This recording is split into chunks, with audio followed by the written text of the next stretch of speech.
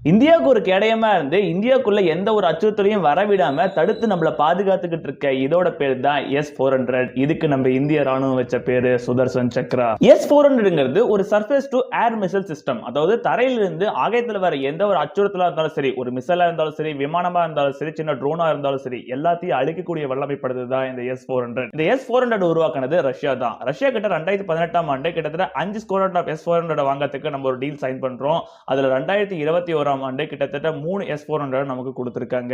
இதத்தான் இப்ப பாகிஸ்தான் பார்டர்லயும் சைனா பார்டர்லயும் இந்தியாவுக்கு ஏதோ ஒரு தேவை இருக்குன்னா யூஸ் பண்றதுக்காக நம்ம பயன்படுத்திக்கிட்டு இருக்கோம். இன்னும் 2 S-400 நமக்கு வர வேண்டியது இருக்கு.